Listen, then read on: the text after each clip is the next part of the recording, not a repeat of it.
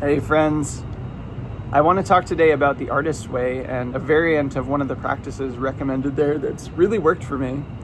I haven't done the full artist's way program. I think I've read the book a couple of times a long while ago.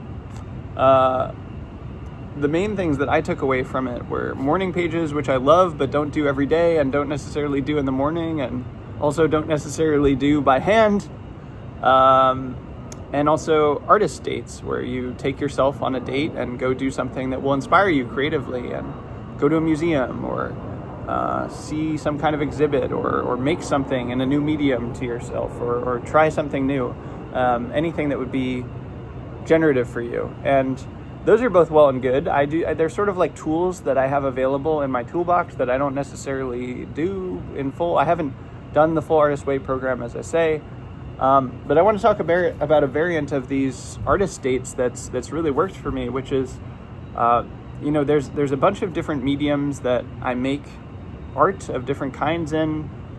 I make visual art, I make music, I write fiction, I write essays, do other kinds of writing, and it's been helpful to me to know which friends of mine also do those mediums, or sort of devoted to those mediums, are actively practicing and cultivating those mediums, and to ask them on a sort of friend artist date where I'm like, hey, let's spend a morning together, or let's spend an afternoon together talking about this thing and doing it together, doing it side by side, and being devoted to this thing together. So, with a visual artist friend, that might be like, let's get together and just draw for a few hours, and we'll talk while we draw and catch up and talk about our relationship to art. And I recently did a writing retreat with my friend River in Singapore, where we were together for about a week, and every morning we'd go to a coffee shop and write for a few hours, and then maybe we'd part ways and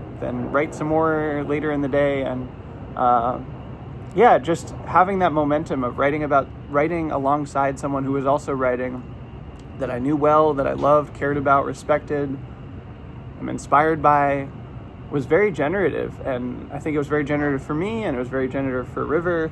And that motivation that comes from doing something with someone can last for not just that day, not just that week, but even months and years to come. There are things that I learned in that writing retreat, for example, that are still with me a couple months later, that I think will be persisting in my writing practice for a long time.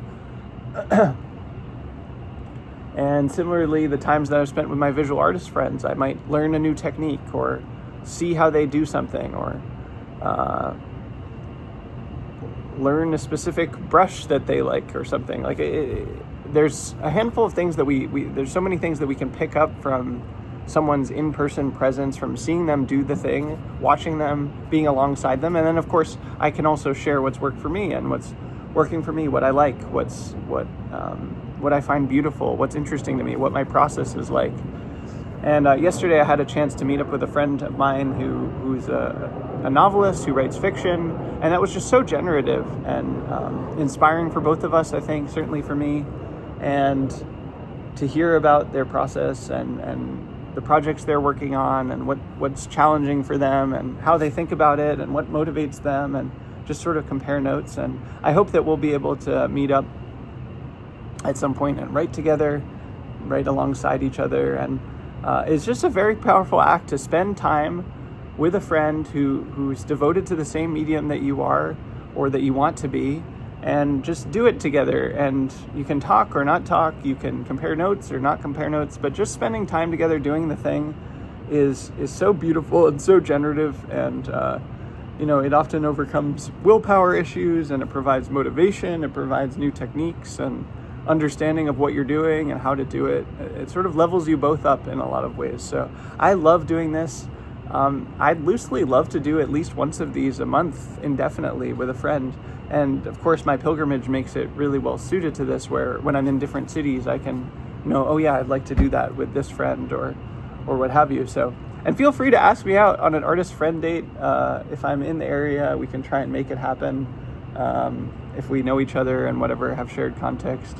But yeah, I really enjoy this practice and wanted to share it in case it was of interest to you too. And I hope that you enjoy it, and would, as always, love to hear any thoughts that you have about it in the comments. Okay, take care, friends.